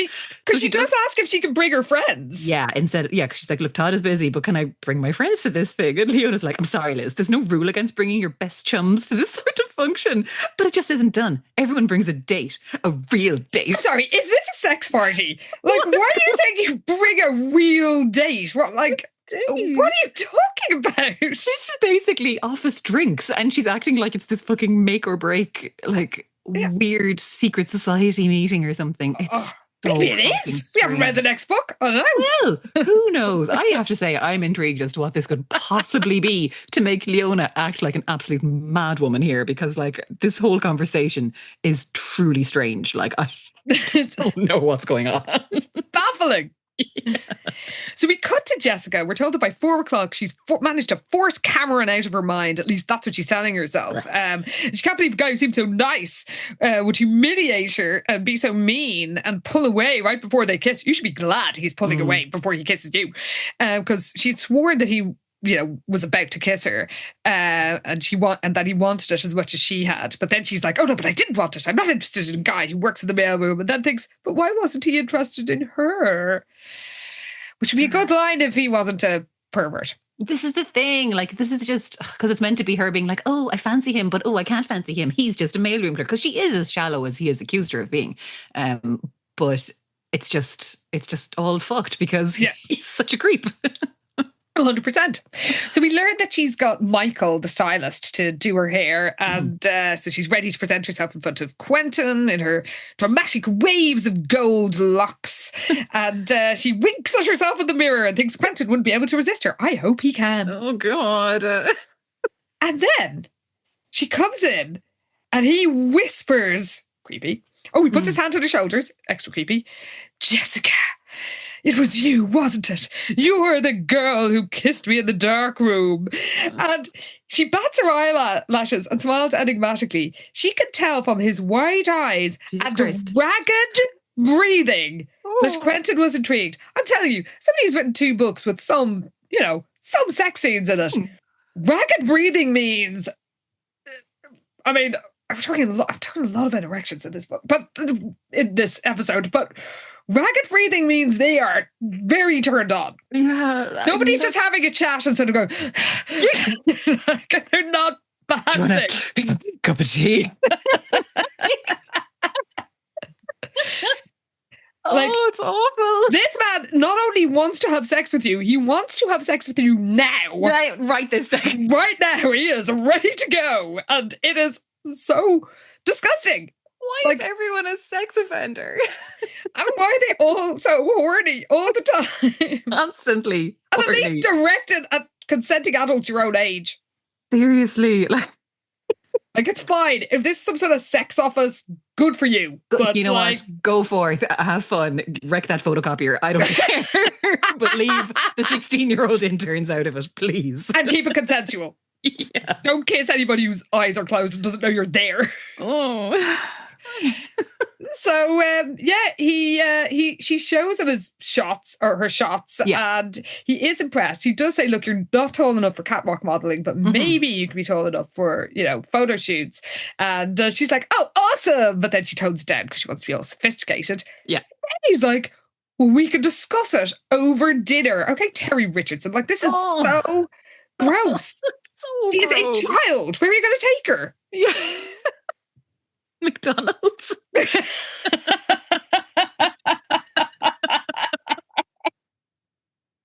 Oh, it's awful. Oh, of course, everybody here. Everyone, every last employee of this place can go to hell, apart from Shelley. And is it Reggie? Was that Liz? Oh, yeah. She seemed pretty chill, in fairness, but like everyone else. Weirdly keen to hang out with a child, but true. But yeah, everyone else bin. Oh, Christ. Yeah, so Jessica's delighted. Her plan is working. He forgot what he came into the room for because he's all bamboozled by her beauty. Yeah, so she's... Hunting away. Oh, Christ. But then he does mention Simone as he's leaving the room, and Jessica's like, oh, he still remembers Simone's name. Like, what? But she's also congratulating herself on manipulating Quentin and how, he may be a famous photographer, but when it comes down to it, he's just another guy and he's just as dumb as the rest of them. Yeah, except he's a grown man. I don't know why I have to keep saying this, but like, no. and this is, I know it's so awful, it's funny, but when you think of 12-year-olds reading this, that a 16-year-old is seducing a grown man and he is responding to it, and there's no two grown men, and there's no question that they are doing something profoundly wrong, wildly inappropriate, like illegal. It is, and it's like, this is how you get ahead if you want to be a model, like, which is already a very fucking fraught industry in terms of the safety of the girls involved, and it's especially then awful. Yeah. Ugh. So, meanwhile, we learn that Todd he's not being shot today, but he's just like hanging around the studio, I guess, like learning the ropes, learning about the lights and the props, and but he can't stop thinking about Elizabeth and Simone, and he knows this is pissed off with them, but that makes him pissed off with her, and this is actually fair enough, because so it's okay for her to be so wrapped up she was cancelling dates, but not him. Yeah. But then he just starts fantasizing about Simone. Yeah, he loses that high ground pretty quickly. He's just all about Simone. He's like, things were so much simpler with her. She understood the pressures of, being a model. She's professional. She knows that kissing and touching are no big deal.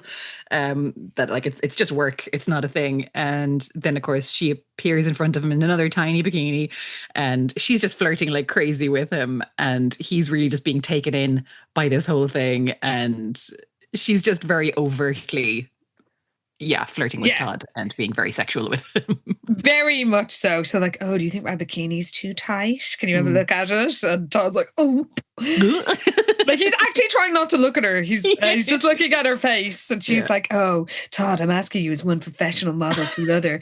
Take a good close look at my bikini and tell me what you think. Jesus Christ, Simone. He's 16. Step away. They're all perverts, I'm telling you. Everyone's a pervert in this place. Meanwhile, Jessica's hiding in the wardrobe room, hoping that nobody will find her, because so she's just like trying on outfits. And then Cameron comes in. He's got an overnight express package for the department. So he has to give it to Quentin or one of his assistants. Yeah. So Jessica takes it off him, but when their hands touch, again, if the background wasn't so gross, this would be good. Yes. This would be a good scene. They just have to ruin it with him being a fucking sex offender and an absolute massive creep. Because when their hands touch, electricity crackles between them, and Cameron pulls her close and wraps his arms around her as if he never intended to let her go. Then his lips were on hers, and he's kissing her in a way that sent fountains of sparks cascading through her body. No. And then he says, again, as my notes say, if he wasn't an abusive pervert, this could be quite hot. This is the thing. He says, there's more where that came from. We're having dinner together tomorrow night. And Jessica just nods without saying anything. And he leaves. She's completely overwhelmed and bamboozled and swept up in this whole moment, which, as you say, would have been hot except for everything we know about Cameron. Oh, fuck's sake. So she's swooning. And she thinks that she remembers that he just works in the mailroom, and she's falling for a cute, sexy guy who could do nothing to help her career. The jerk who could help her seems to be falling for her, but he just doesn't make her heart pound the way Cameron did. And she thinks, what was the solution? Would she really have to choose between a great guy and a fabulous career? They're both grown men, so no. No, you don't. Neither. Go back to school, please. So she realises she's got a date with both of them for the same night and whispers, what am I going to do?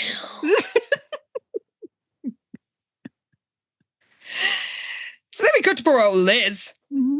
She turns up at the studio. It's late on Thursday evening. She hopes Todd is still there because she wants to apologise. And it's not just because she probably has to take him as her date to this office sex party. She does want to apologise properly because she really misses him. And it's been such a weird week. And, she knows that they can get things back to normal. She just wants her boyfriend back. And then she turns on the light. Oh my goodness. Yes, when she flicks it on, the room floods with light and she gasped. Todd and Simone stood in one corner of the room, locked in a passionate embrace. What? And of course, Simone is wearing a tiny bikini, so it's bad. She looks at Liz with triumphant expression on her face. So Liz feels her world crash around her and splintering into jagged bits. She'd been afraid of choosing between her personal life and her work life. Now she no longer had any choice. She'd lost Todd, and she'd lost her chance at a career at Flair. Elizabeth fled the studio, sobbing. Oh my God. And on that classic runs away crying, that is the end of CoverGirls. Oh, my, the thing is, I would feel worse for Liz were it not for the fact that there have literally been at least 2, if not 3 books that have ended with her scoring the face off somebody and poor Todd coming upon the scene and being like, what the fuck? True. Very true. You know, he's owed 1 or 2. Oh, God. Or ban the rest. This stage. Jesus Christ. Like this exact thing has happened to Todd twice now. So it's just Liz's turn. Completely fair enough. Can you read us out, please? I can indeed. Will Jessica choose Cameron or Quentin? Will Elizabeth ever manage to impress Leona? And how will the twins defeat the evil supermodel? And this edition that I have does have like a sneak peek at Sweet Valley High 130 Model Flirt, the second book in this very fashionable 3-part miniseries. Don't miss it. Oh, we won't. We wouldn't consider it for a second. I am so surprised at how much I enjoyed this ridiculous book, but it was so entertaining. It is, isn't it? Like, it's absolutely deranged. Oh my God, yes, obviously. Which is the thing, like, you know, because we were so genuinely worried how you come back from vampires. Yep. And that's how you set it in an insane magazine where everyone's doing an internship and no one acts like a normal human. Yeah, I thought we were going to go back down to boring Camp Echo Mountain, you know, pre-Frank Cobra era levels, but absolutely not. It's all killer, no filler. It's so crazy. Like, there's so much mad shit. And this is just the first book, because this is the thing, we have been burned where it's like the first 2 books are kind of like, nothing's really happening. And then everything is kept for the last book. But like, oh no. Plenty of mad shit there. Speaking of mad shit, do we have stats and outfits? Of course we do. Oh, I cannot wait. Okay. Go on. The Wakefield blondness. Yes. Got 11 mentions in this book. Wow, that is high. It's just good, for them. Yeah, it's been a while since we've had those sort of levels. Yeah, that's a lot. The blue green eyes only got 3. Okay, well, do you know what? That's fair with the rest. Usually it's like a lot of one and not much of the other. I feel it's often it swaps around. Cameron's brown eyes got 5 mentions. Okay, that is a lot. Oh wait, that's more than the twins. Yeah, exactly. Yeah, people roll their eyes 13 times because this ghostwriter loves an eye roll. I mean, I think when I go back through my first draft after I get my notes back, I know that there is a lot of eye rounding in it. So I'm going to have to do a document search for the word roll and cut out like half of them. But it does feel very 90s Daria or something. Yeah, that 100%. Eye rolling in a book, because I feel like the eye rolls weren't always a thing that would crop up in Sweet Valley books. Yeah, that's true. We've had a few recently. Yeah. I feel like it's a recent development in the ghostwriter's kind of arsenal of things is the eye roll. And then my favourite one is Jessica saying rats. Which she does 5 times. 5? Wow, that is more than I thought. Amazing. I love it. Funny. I love this from her. I hope she keeps it up for the next 2 books because they're just going rats. It's so funny. Outfits on outfits on outfits. Okay, let's see. We had Lila in her silk t-shirt, of course, that got wrecked on the beach. Because, you know, it's not like she's going to wear a t-shirt made of cotton like some. Oh God, not surrounded by salt water. No, that would be crazy. What are you talking about? So Jessica, when she's flouncing around on the beach for her little photo shoot, she's wearing a floral miniskirt that wrapped over the briefs of her pink and lavender halter top bikini. Ooh. That sounds quite nice. Yeah, very 90s as well. Very, yes. So yes, we had Lila in her pink shirt, or that wasn't pink, sorry, just silk. We didn't get a colour. Oh yes, Simone, when she is doing the shoot with Todd, she looks incredible in a bright red one-piece bathing suit that has huge geometric shapes cut out of it, as if someone at the clothing factory had gone crazy with a pair of scissors. Apparently Todd didn't know how practical it would be for swimming, but he sure didn't mind the extra glimpses it allowed of Simone's flawless ivory skin. I'll bet he didn't. Yeah, so his swimsuit is a tight, tiny green one that apparently gives new meaning to the word brief as far as Liz is concerned. So it was being put under pressure because, again, Simone, like a lot of these outfits are Simone's bikinis. And this one is a yellow polka dot bikini, nearly as skimpy as the white macrame one. So she is literally wearing an itsy bitsy teeny weeny yellow polka dot bikini. Yes! That has to be intentional. Surely. What else? Oh, yes, when we get a Maria's outfit, or some of it at least, when her and Enid visit the Flair offices, Enid says that Maria looks terrific. This vintage look really suits her. And fair. Maria's wearing an antique lace vest. Like a waistcoat. Yeah. An antique lace waistcoat.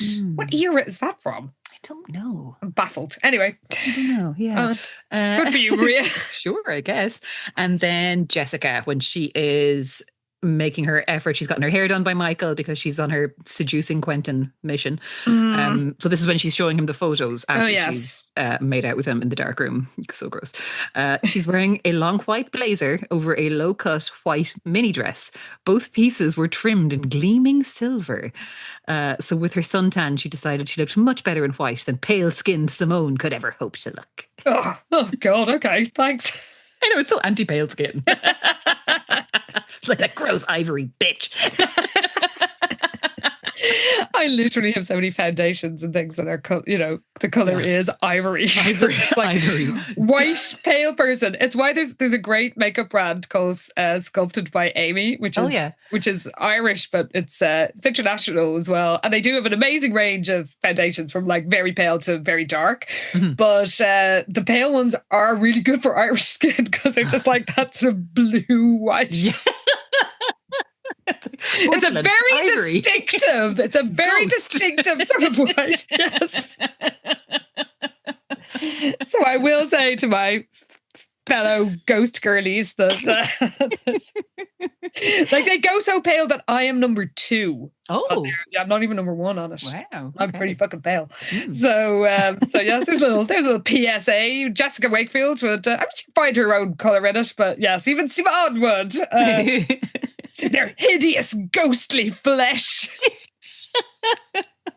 Like some Victorian urchin who's never seen the sun. I mean, that's us, basically. But any more outfits? That is it for outfits from Cover Girls. But like, that was a lot. It was pretty jam-packed for like the second half of a book. Yes. Yeah, there was quite a lot going on.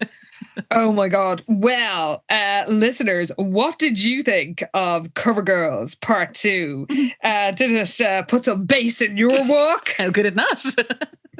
Will it let your whole body talk? Well, I think everyone's bodies need to shut the fuck up for a little bit. Oh my God, they're talking far too much with all that puffing and ragged breathing and moaning and groaning. Absolutely not. Well, let us know what you thought. You know where to find us. We are on all social media at SVH Podcast. You can send us an email at svhpodcast@gmail.com. And we are most active on Instagram, where you had plenty to say as usual. Waterware77 revealed that this book came with a Sweet Valley High phone card. Oh my God, amazing. Like, who knew that was even a thing? Good old phone cards. Love the call card. Oh, I've forgotten all about them. But they were very handy, especially I can tell you if you went to the summer abroad in college, phone cards were your friends. There was, Sweet Valley Sarah made some good points. She said lots of references to earlier Sweet Valley High books, but also some insane time revisions. Todd talks about Liz's internship at the Sweet Valley News as if he'd been around first, but of course she was dating Jeffrey during that summer. Oh. Also, good point. Also, Liz gave Todd a gift for his 16th birthday. How's that possible? Well, they started dating when they were both already 16. They were. Oh, God, yeah. As weird decides, this book is so fun. Oh, yeah, and OGW Nostalgia made another good point. Supposedly they had never spoken before book 1. This is true, they hadn't. They sort of meet then. Despite having been sort of boyfriend-girlfriend in Sweet Valley Twins and had known each other since at least 2nd grade in Sweet Valley Kids. Oh, man. We also heard from an editor of this book. Oh, my God, yes. I think it was this... Ghosts of Sweet Valley. Yes. Tagged in City Squirrel, who, she said the shockingly accurate SVH canon in this book. I do believe City Squirrel, or SVH Bible writer and expert, was editor for this one. And he then chimed in and said, I was indeed. I fought the transition from paintings at first, but then the photo shoot with the Daniels was so fun. So this must have actually been a specific shoot for this cover rather than a promo for the series, which it kind of did look like. It was just so non-specific because only Jessica is the one that goes to the beach. But look, it is a lovely photo, but just as covers go, I'm still team painting for now, I must say. Oh, 100%. We'll see what they come up with for the next one. Yeah, I'm open to it improving, and I feel like it will. I think we're getting some staged kind of shots coming our way that aren't just going to be like, oh, the twins are standing over here now. That there's actually going to be some action shots, which I'm optimistic about. Fingers crossed. Little Stargazer started off the tag yourself, said, tag yourself. I'm Liz's very 90s top on the cover. She's finally in the 90s. It is very 90s. Those daisies, like that is a full-on 90s floral print. Very much so. Well, the button said, I've Todd's cut down denim shorts that I had myself in the early mid-90s worn over leggings. Now, I would try and get into like over 18s indie clubs wearing a skinny rib top from Miss Selfridge, cut off Levi's, and turned into hot pants and black tights and ducks in like 1992. So yes, who am I to mock Todd's denim booty shorts? Todd can wear hot pants if he wants. Yeah, you can. Sister Betty Confetti said, I'm Elizabeth's framed photograph of Todd. I go everywhere with her to help her develop Toddject permanent. Sorry, this absolutely killed me. So help me if she snogs someone new at this magazine. I'm going to strap myself to her damn wrist like a medical alert bracelet. I mean, good luck. That's never going to happen. That would mean at least this time the boots on the other foot, which I guess is, fair enough. Exactly. Yeah, it's someone else's go. Yeah. News from Nihon wondered, I'm Simone's body type. Am I Twiggy? Am I Angelina Jolie? The world may never know. I mean, it's very inconsistent, so no, we probably won't. So confusing. It's like, is it Twiggy's body with Angelina Jolie's face on it? Like, is that what it is? Angelina's head on Twiggy's body? So Todd is very into the way she's fitting into that bikini. This is the thing. Which suggests there's boobs. She's got boobs. But there's no suggestion of boobs when the girls are describing her. So it's very confusing. Jen B's Gill said, I'm Jessica. Wonder where the hell Liz gets off changing her look like it's no big thing and then being snotty about it, when she just about lost her mind when I became Jessa Fields for a couple of weeks and dared to not be identical to her. That's so true. Like, Liz had a breakdown when Jessica dyed her hair. Like, it was a huge betrayal. So yeah, fair, the cheek of her. She did. Kay did said, I'm Sweet Valley's resident chiropractor, is delighted at all the business I'll be getting as a result of all this hip first walking. Little Stargazer said, I tried to walk hip first and almost threw out my back. It just sounds so uncomfortable and strange. I just don't know. Hannah J. Bear said, I'm Miranda Priestley. A kind, hard-working editorial assistant. I'd been working in the fashion industry for a few years before joining Flair magazine. When they announced the move to LA, I saw my chance to shine and move up in the company. I'd show my commitment and finally get to move from the cubicles to an office. You can imagine my horror when I saw a dowdy 16-year-old intern dressed like a nun stride into my dream office and get countless one-on-one meetings with the editor. This little bitch was even doing proofing. This will not stand. I'm moving back to New York and I will do whatever it takes to get on top. You tell him, Miranda. I could see Wilhelmina Slater in there too. 100%. That's their origin stories. Villain and origin stories. Oh. It all makes sense. Liz Roberts said, I'm Stephen Wakefield, and with the help of Billy and a therapist, I've realised I need to distance myself from the toxic environment I was brought up in. I'm currently taking part in a new Netflix true crime documentary about the cult of Sweet Valley. Oh my God. The way the twins would look at me and my dad, it made me uncomfortable. It took me years to realise it's not right. Another quote, Jessica doesn't know the meaning of boundaries, and she still doesn't. And finally, my sisters had nearly been murdered and no one even rang me to let me know. This confirmed to me I wasn't in the inner circle anymore. I was shunned. Oh. We would all watch that documentary. I would be absolutely bet into that. Incredible. Oh my God. So funny. Maria Teresa Biblioteca said, I'm the so-called wacky poet Todd was whining out about, and I'm outraged over here in Cookie Monster Werewolf Heaven. The name is Luke, my dude. The disrespect. Oh, disgraceful. Disgraceful lack of respect for the werewolf poet. Did Cookie Monster Werewolf die in vain? One bear. The Stargazer said, R.I.P. Luke and Black Lightning. Project permanence is not a problem here. Oh my God. Oh, I love this. Silent Spaces. She said, I'm Liz's reverse mullet, but I'm business in the front and the back because Liz has no chill. Go-hearted girl said, I'm the box and sand of the photo shoot set. We were created millennia ago by crushing heat and gravitational forces, endured planetary change and solar bombardment. But that was nothing compared to this psycho 16-year-old intern grumbling about how she actually has to work on her job and how she thinks she's so clever for bringing up more than one bottle of water at a time.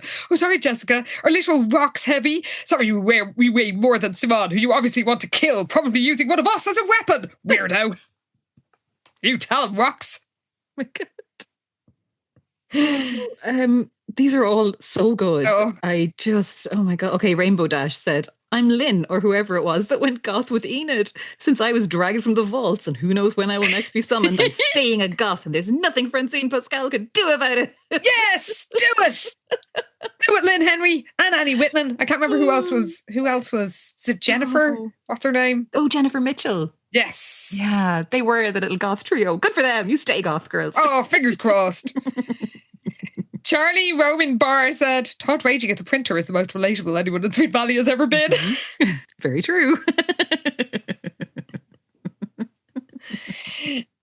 People did point out that Lil Stargazer said it would probably take 2 hours plus to get from Sweet Valley to LA if they were in this sort of greater Los Angeles area. Now, I had to be in a car for like nearly 3 hours coming from Cork at the weekend. And I was so exhausted after this. I wasn't even driving. I had to like have a lie down when I came in. So the thought of doing a 2-hour commute. No, thank you. I also really enjoyed that there was a lot of talk of different like roads and junctions. It's that very LA thing of like, well, if you take this road and then do this there, and the Californians in SNL, basically. Yeah. Amusing to us, but yeah, it's like these numbers mean nothing to us, but I'm happy. It's like how Americans know which is north, south, east, and west. Mm-hmm. Like, I mean, I know when it's the sea. I live near the sea, so that's quite easy for me. But that's about it. Fair, yeah. Now, Sister Betty Confetti said, now that we're in the Daniels twins cover era, it feels like we are on the dreadful descent towards doom, Dylan Whiteclaw, and disaster. Oh, no. Yeah, I'm afraid so. It is my firm stance that The Earthquake is not canon, and therefore all the senior yearbooks are also not canon. Agreed. They were shit. They were a fun alternative universe in which SV lurches forward in time to the 2000s, but nothing more. I'm not trying to start a quasi-religious splintering into competing Sweet Valley doctrines here, but if we do, I want to be clear, my branch of Sweet Valleyism will be closest to what Anna and Karen once memorably called sexy European Catholicism. There will be jazzy outfits, wine, and sin. Sign us up. I completely forgot that conversation. Yeah. I swear to God, once we press stop on a recording, I forget everything that I've just right said. out of our heads, except I know I've said something filthy, unfortunately. I do love being reminded of the mad shit that we've said on it. I'm like, oh, that's pretty funny. Oh, that was okay, cool. Lucky Instance, by the way, did said, can we accept SVU as canon? I agree senior year was too different. It was full of angst, but no doppelgangers, vampires, or werewolves. We do, however, get at least one vampire and also someone of witness protection in SVU. Yes to SVU being canon. As you know, I am a fan. Absolutely love it. And it does have charismatic sociopath William White, one of the best characters ever. So, yes, I 100%. I'm quite whimsical and random in what I decide is canon, what isn't. Yeah. But I have to say, I didn't know senior year was even a thing until like we started doing this podcast. I just had never come across it, never even heard of it. And people do ask us every so often if we're going to cover senior year, and I don't think we are. No, I bought the first couple of books when they came out because I was like, oh, okay, they're shaking it up a bit. They're getting all sort of, I think all the taglines were things like, you watch Dawson's Creek, you drink drink a latte, you need to read senior year. It was like, here are these things that teens do in 1998 or whatever year it was. So yeah, and the vibe was so different. It was like, this is not what I read Sweet Valley for. And it wasn't fun. Like SVU, especially the first, 80 books or whatever, or is genuinely extremely or at least, I don't know, maybe 60 books is really fun. Yeah. Properly fun. And senior year wasn't doing it for me, but we are definitely going to do SVU. Don't worry about that. Definitely. Yes. I mean, I think at this stage, we've pretty solid collections built up now, thanks to all of your extreme generosity. Thank you very much for everybody who has sent us books and offers to send us books. It's extremely kind of you. So we are pretty well set up now for the SVU era when we do eventually run out of Sweet Valley High books, which is going to happen pretty soon, probably. Because we are getting to that kind of end point now. We're up to like 129. Yeah. And now we do have some like pre-100 books to catch up on too. Like there's some Secret Diaries, there's Superstar books, there's random offshoots here and there that we still have to cover. But like, yeah, as far as the main series goes, is it maybe 140 or so that are in it? Yeah, we're definitely on the home stretch, yeah, which is, I mean, I think that's going to be genuinely emotional when we reach that earthquake where the, like, spoiler alert, where the casa falls in like the House of Usher, like into a hole in the ground, or like Sunnydale falling into the Hellmouth. It's it's gonna be a lot. It is. We've been doing this podcast for 8 years. Fucking hell. Like, astonishingly, but that's ridiculous. That is a large chunk of our lives. Oh my God, we've spent so much time on this. What have we done? But we enjoy it so much, and we love hearing from all of you. So we're going to keep this train rolling for as long as we can. Honestly, yeah, like we are having great fun with it. And as long as you guys are happy enough to keep listening, then yeah, we're just going to keep doing it. I think even if everyone stopped listening, we'd probably just keep going out of a sense of completion anyway. We're just like, we'll be doing it for ourselves. We'll just be meeting up every week and talking for like 2 hours about Sweet Valley books. Oh, good Lord. Well, if this isn't enough babbling about Sweet Valley for you, you can, of course, get us in your ears every single week by signing up to HeadStuff Plus. Yes, if you head on over to headstuffpodcast.com, you can sign up to support the show for as little as, I think it's €5, maybe €6 a month. Stage. It's not much. It's not much, but so it gets you access to all the bonus content for all the shows on the network and to our lovely juicy little PBA bonus series. So we've got 4 seasons of us talking about the TV show, which was so much fun. I mean, honestly, oh my God. If you don't think you're into the TV show, you could be wrong, because we were. We were so wrong. We had no idea that we'd enjoy it so much. And we really did. We were so attached to it by the end. It was great so fun. Attached. But our new era of PBA is, of course, now the absolutely unhinged Caitlin series, which is the extended Francine Pascal universe. All about Caitlin, the rich girl going to a Virginia boarding school. She's into horses. She's into manipulating people. Yeah, she is. Things kind of blow up in her face at a certain point, and it's absolutely crazy shit. It's gone full telenovela lately. We're having a tremendous time in the clubhouse talking about Caitlin and all her pals in Highgate Academy and all their shenanigans. So many shenanigans. Do join us there if you can. And look, if you can't, that's fine too. Just leave us a rating or a review or share our silly Instagram posts, because all that stuff really does help spread the word as well for a podcast. And we really appreciate everybody who's done it. And again, I really appreciate everybody who's given me 4 and 5-star reviews, especially the 5-star ones. If you have read our song by Anna Carey, please do rate it in the location of your choice. Also, if any people are in Dublin and happen to be free on Friday evening, that is the day after this episode comes out, on Friday the 17th, I am doing an event at the Museum of Literature Ireland as part of their Happy Ever After exhibition about Irish romance fiction. And I will be talking to Professor, an actual academic, Paige Reynolds, and author Sylvia Lethem about writing romance. And it's going to be for part of a podcast that's also going to feature writers like Nisha Dolan and Marion Keyes. So yeah, if you go to the Museum of Literature Ireland website, you can get tickets there. So it'd be nice to see some of you if you're around on the 17th of October. So that's a self-promo over for now. We will see our Pi Beta Alpha siblings in the clubhouse next week, where we find out what happens at the end of book 2. Oh my God. It's the final part of Caitlin, the Love Trilogy. Book 2, Love Lost. Oh my God. I can't believe we're at the end of another book already. That's crazy. I know. Well, we've got how many have we got? 7 left after there's this. Loads left. Yeah. We are not going to run out anytime soon. So yeah, there's still plenty to work through. But we are tipping through them all right. It's good. Certainly are. Yeah. And we will see the rest of you now. Possibly 2 weeks, possibly 3 weeks. I may be away. It depends what my notes are like for my book. So.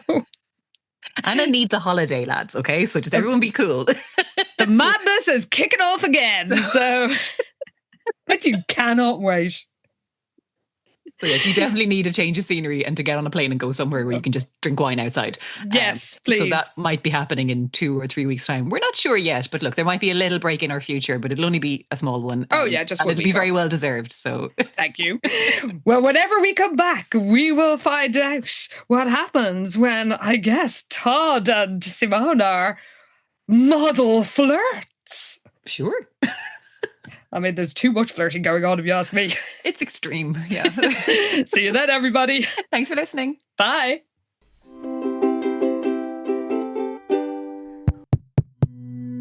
This show is part of the HeadStuff Podcast Network, a hub for the creative and the curious. Shows are produced in association with HeadStuff and the Podcast Studios Dublin.